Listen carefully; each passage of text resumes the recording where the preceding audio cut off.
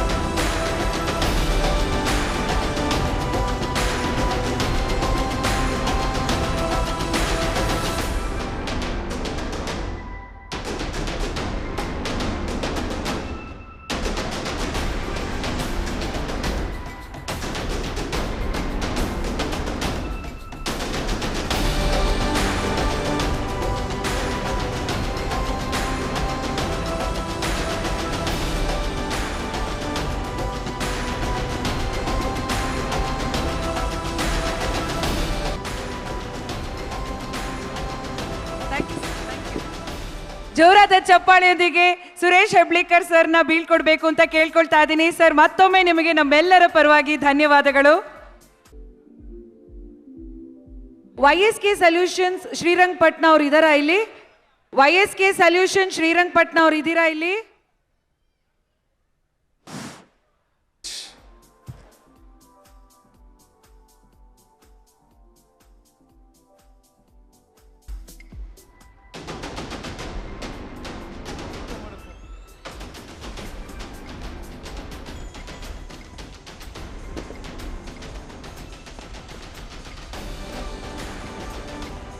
ಸನ್ಝೋನ್ solar system India private ಲಿಮಿಟೆಡ್ನ ಮಾಲೀಕರಾದ Devendrappa sir ಅವರ ಗೆಳೆಯರು, ಗೆಳೆಯರ ಬಳಗದಿಂದ ದೇವೇಂದ್ರಪ್ಪ ಸರ್ಗೆ ಸನ್ಮಾನ ನಡೀತಾ ಇದೆ. ಪ್ಲೀಸ್.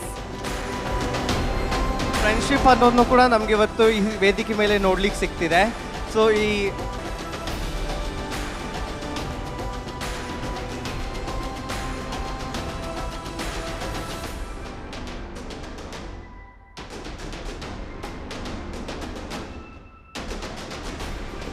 ಎಲ್ಲರೂ ಫ್ರೆಂಡ್ಶಿಪ್ಗೆ ಒಂದು ಜೋರ ಚಪ್ಪಾಳೆ ಬರಲಿ. ವೇದಿಕೆ ಮೇಲೆ ಇರೋರು ದೇವೇಂದ್ರಪ್ಪ ಮತ್ತು ಅವರ ಸ್ನೇಹಿತರು ಎಲ್ಲರೂ ಒಂದು ಜೋರಾದ ಚಪ್ಪಾಳೆಯೊಂದಿಗೆ let's make some noise for Devendrappa sir and his friends. ದಯವಿಟ್ಟು ಇಲ್ಲಿ ಸ್ಟೇಜ್ ಮುಂದೆ ಜನ ಹಿಂಗೆ ಗುಂಪು ಕಟ್ಕೋಬೇಡಿ, ದಯವಿಟ್ಟು ಪ್ಲೀಸ್.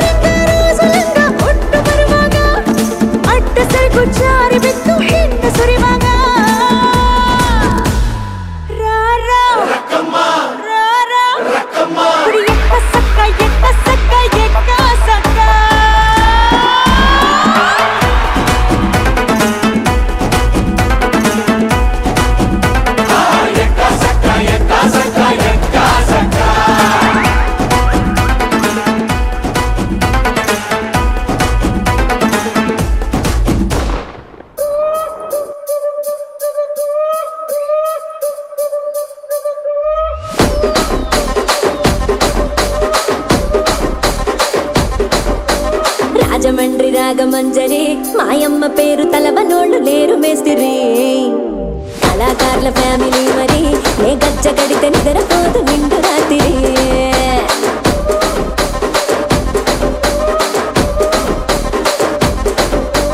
సోకులాడి స్వప్న సుందరి నిమ్మడత చూపు మా పటేల మల్ల పందిరి రచ్చరాజు కుంది రూపిని నీ పంక చూస్తే గుండెలోన డీరి డిరిడిరి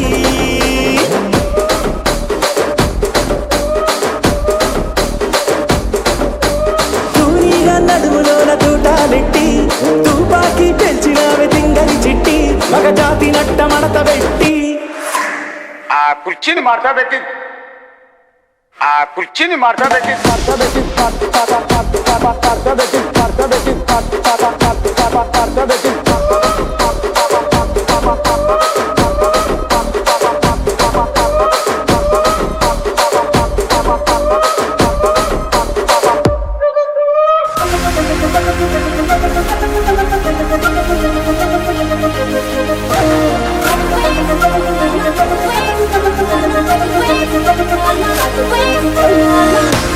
రంగులే సిన్నదో సిన్నదో రాములరి గుడికొచ్చే సిన్నదో సిన్నదే రంగులే సిన్నదో సిన్నదో రాములరి గుడికొచ్చే సిన్నదో సిన్నదే కనుక దండునే కుర్రదో కుర్రదో తోటగాడకొచ్చిందే కుర్రదో కుర్రదే పచ్చి పచ్చి వంటూనే పిల్లదో పిల్లదో పల్లెట్టుకొచ్చిందే పిల్లదో పిల్లదే రానంటూనే సిన్నదో సిన్నదో రాములరి గుడికొచ్చే సిన్నదో సిన్నదే రానంటూనే సిన్నదో సిన్నదో రాములరి గుడికొచ్చే సిన్నదో సిన్నదే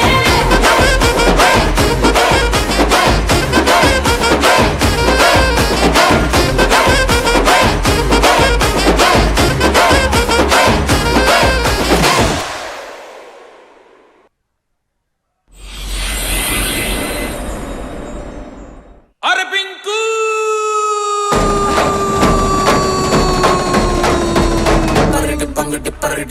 ಬರ್ಲಿ ಜೋರಾದ ಚಪ್ಪಾಳೆ. ವೆರಿ ಎನರ್ಜೆಟಿಕ್ ಅನುಶ್ರೀ ಮೇಡಮ್ಗೆ. ಬಿಸಿಲ್ ಹೊಡೋದೆಲ್ಲ ಬಿಸಿಲ್ ಹೊಡಿರಿ, ಕಿರ್ಚೋದೆಲ್ಲ ಜೋರಾಗಿ ಕಿರ್ಚಿ. ನಾ ಬೋರ್ಡು ಇರದ ಬಸ್ಸನ್ನು ಹತ್ತಿ ಬಂದ ಚೊಕ್ಕರಿ ದಾರಿಲಿ ಕಮಲ ಹಾಸನು ಸಿಗಲಿಲ್ಲ ಯಾಕೆ ರೀ ಪೊಲ್ಲಿ ರಾಣಿ ಜೇನನ್ನು ನೋಡಿ ನೀವು ನಾಚಿರಿ ಆ ದೇವ್ರು ಕೊಟ್ಟ ಕಣ್ಣನು ಮುಚ್ಚೋದಿಲ್ಲ ನಂಬಿರಿ ಜರ್ರು ಮುಗಿದ ಮೇಲೂ ಡ್ರೀಮಲ್ಲಿ ಬರುವೆನು ಕನಸಲ್ಲಿ ನಿಮ್ಮ ಕೆನ್ನೆ ಮುದ್ದಾಡಿ ಹೋಗುವೆನು ಡಿಸ್ಟರ್ಬ್ ಮಾಡುತ್ತಿರುವೆ ಐ ಆಮ್ ಸಾರಿ ತೊಂದ್ರೆ ಇಲ್ಲ ಪಂಕಜ ನಿಂದೆ ಎಲ್ಲ ಪಂಕಜ ನಾವ್ ನಿಮ್ಮೋರೆ ಪಂಕಜ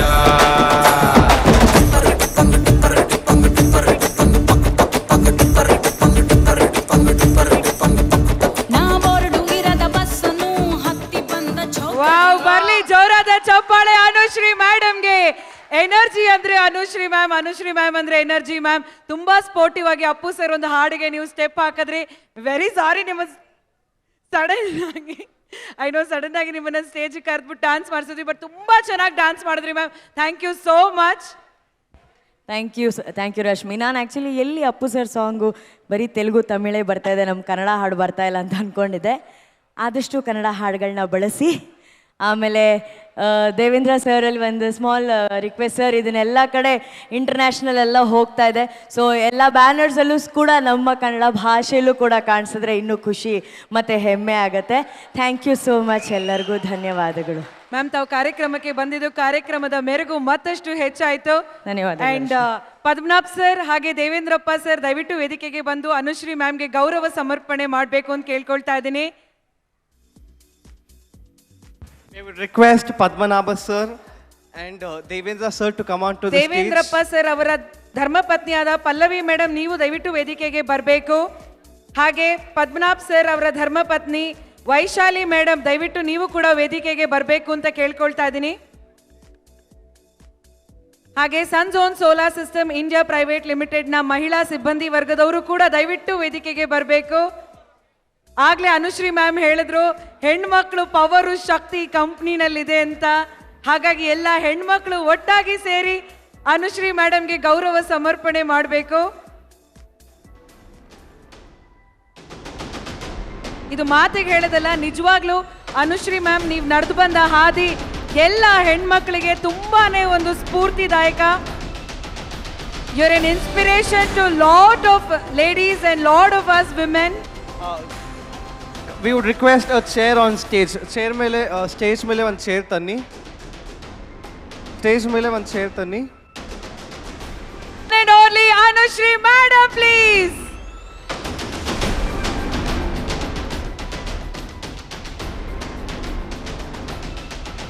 ಸನ್ಝೋನ್ ಸೋಲಾರ್ ಸಿಸ್ಟಮ್ ಇಂಡಿಯಾ ಪ್ರೈವೇಟ್ ಲಿಮಿಟೆಡ್ನ ಆರೆಂಜ್ ಸೋಲಾರ್ನ ಬ್ರ್ಯಾಂಡ್ ಅಂಬಾಸಿಡರ್ ಅನುಶ್ರೀ ಮೇಡಮ್ ಇವತ್ತು ಸಮಯ ಮಾಡಿಕೊಂಡು ಕಾರ್ಯಕ್ರಮಕ್ಕೆ ಬಂದರು. ರಜತ ಮಹೋತ್ಸವದಲ್ಲಿ ಪಾಲ್ಗೊಂಡಿರೋದು ನಮ್ಮೆಲ್ರಿಗೂ ತುಂಬಾನೇ ಸಂತೋಷ ಆಗಿದೆ. ಮ್ಯಾಮ್, ಮತ್ತೊಮ್ಮೆ ನಮ್ಮೆಲ್ಲರ ಪರವಾಗಿ ನಿಮಗೆ ತುಂಬ ಹೃದಯದ ಧನ್ಯವಾದಗಳು.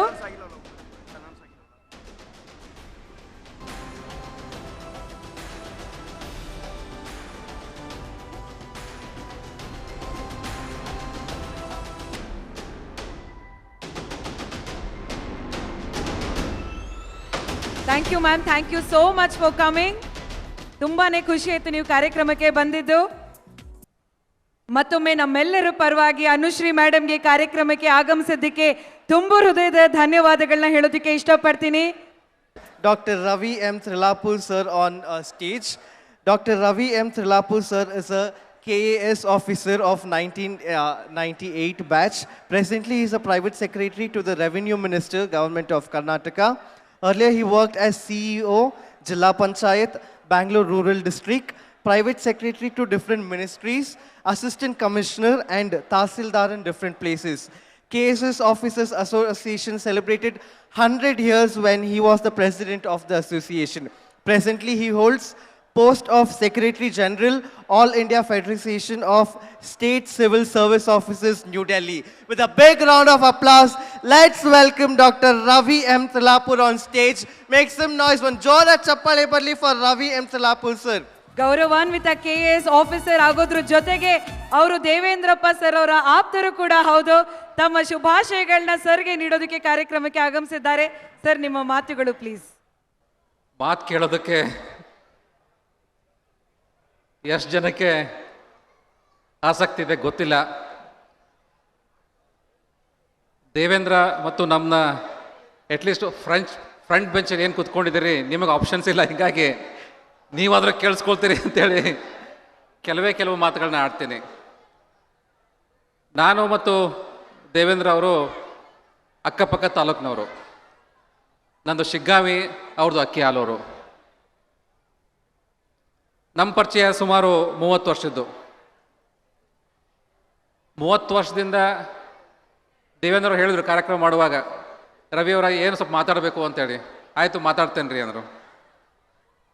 5 ನಿಮಿಷದಾಗ ಮುಗಿಸ್ಬೇಕು ಅಂದರು. ಹ್ಞೂ ಅಂದೆ. ಆದ್ರೆ 25 ವರ್ಷದ ಜರ್ನಿಯನ್ನು, 25-30 ವರ್ಷದ ಜರ್ನಿಯನ್ನು 5 ನಿಮಿಷದೊಳಗೆ ಹೆಂಗೆ ಮಾತಾಡೋಕ್ಕಾಗತ್ತೆ ಅಂತ ಕಷ್ಟ ಆಯಿತು.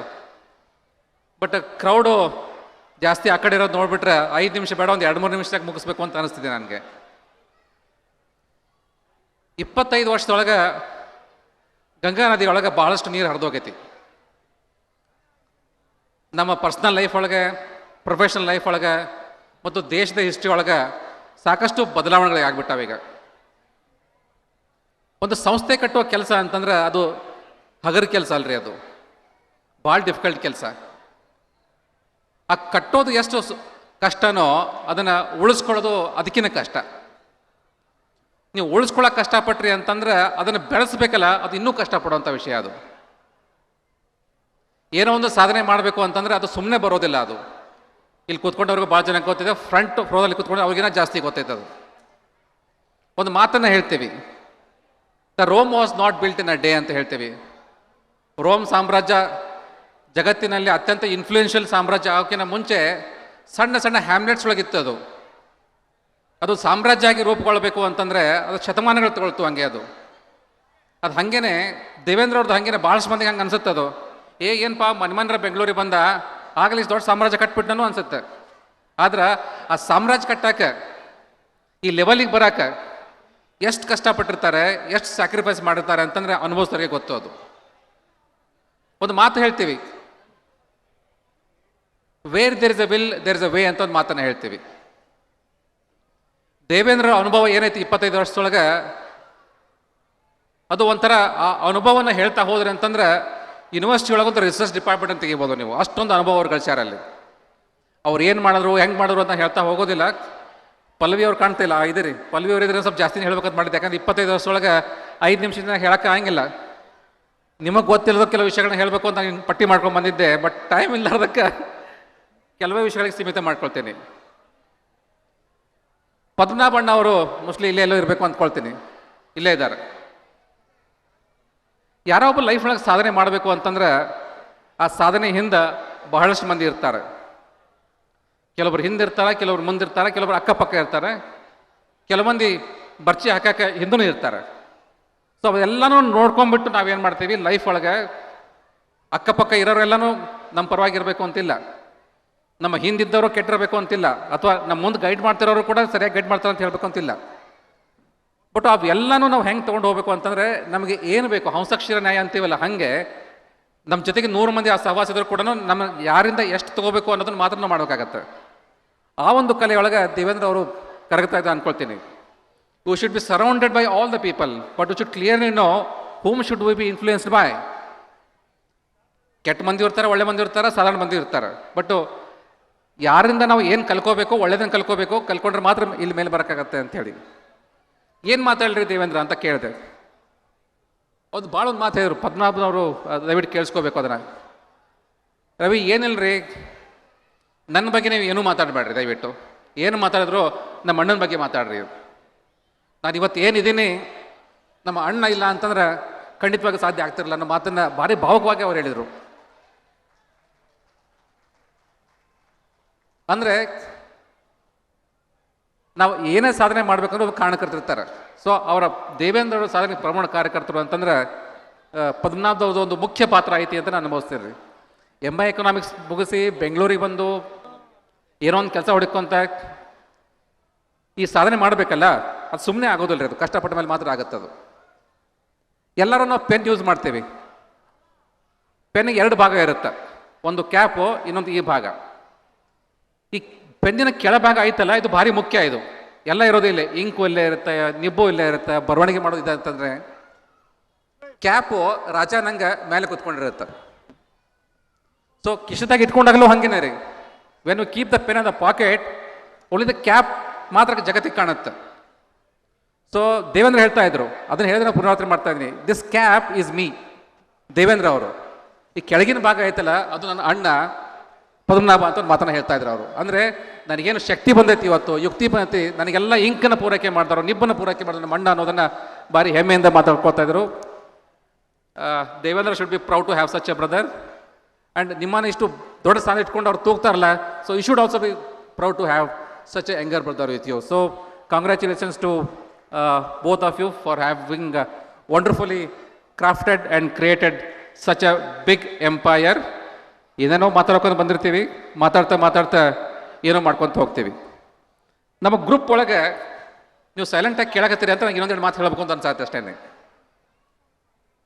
ವಿಷನ್ ಅನ್ನೋದು ಎಲ್ಲರಿಗೂ ಬರೋದಿಲ್ಲ ರೀ. ಅದು ಹಿಂಗೆ ಮಾಡಬೇಕು ಅಂತ ವಿಷನ್ ಐತಲ್ಲ, ಅದು ವಿಷನರಿ ಅಂತ ನಾವು ಭಾಳ ಮಂದಿ ಕರೆಯೋದಿಲ್ಲ ಲೈಫ್ನೊಳಗೆ. ಕೆಲವೊಬ್ಬರು ಮಾತ್ರ ವಿಷನರಿ ಇರ್ತಾರೆ. ಒನ್ ಸಚ್ ವಿಷನರೀಸ್ ದೇವೇಂದ್ರ ನಾನು ಅನ್ಕೊಳ್ತೀವಿ. ನಾವೆಲ್ಲರೂ ಬೆಂಗಳೂರಿಗೆ ಬಂದು ಬಿರಾದಾರ್ ಇದ್ದಾರೆ, ಪಾಟೀಲ್ ಇದ್ದಾರೆ, ಬೆಣ್ಣಿ ಇದ್ದಾರೆ, ಶಶಿ, ರಾಮಣ್ಣ, ಧರ್ಮ ಇದ್ದೇವೆ. ನಾವೆಲ್ಲ ಬಂದು ಇಲ್ಲೊಂದು ಕೆಲಸ ಮಾಡಬೇಕು ಅಂತ ನಾವು ಓಡಾಡೋ ಟೈಮ್ದೊಳಗೆ ಕೆಲಸ ಕೊಡಬೇಕು ಅಂತೇಳಿ ದೇವೇಂದ್ರ ಓಡಾಡ್ತಾ ಇದ್ರು. ಅಂದರೆ he wanted to stand on his own.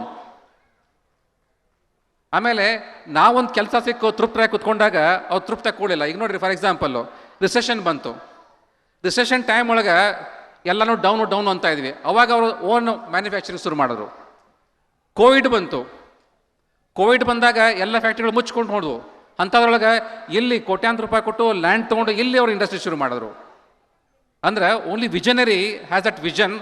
ಮುಂದೆ ಏನು ಕಾಣುತ್ತೆ, ಹೆಂಗೆ ಹೋಗ್ಬೇಕು ಅನ್ನೋದನ್ನು ಅವ್ರಿಗೆ ಸಾಧ್ಯ ಆಗತ್ತೆ. ಆಮೇಲೆ ಅವ್ರು ಫಸ್ಟ್ ಜನ್ರೇಷನ್ ಎಂಟ್ರಪ್ರಿನರ್. ನನಗೆ ಗೊತ್ತಿರೋಂಗೆ ದೇವೇಂದ್ರ ಅವ್ರ ಫ್ಯಾಮಿಲಿ ಒಳಗೆ ಫಸ್ಟ್ ಅವ್ರ ಫಾದರ್ ಟೀಚರ್ ಆಗಿದ್ರು, ಮಾಸ್ತರ್ ಅಂತ ಹೇಳ್ತಾರೆ ಅವ್ರಿಗೆ. ಆಮೇಲೆ ಬಿಸ್ನೆಸ್ ಮಾಡಿದ್ರು, ಟೆಕ್ಸ್ಟೈಲ್ ಅಂಗಡಿ ಇತ್ತು ಅವ್ರದ್ದು.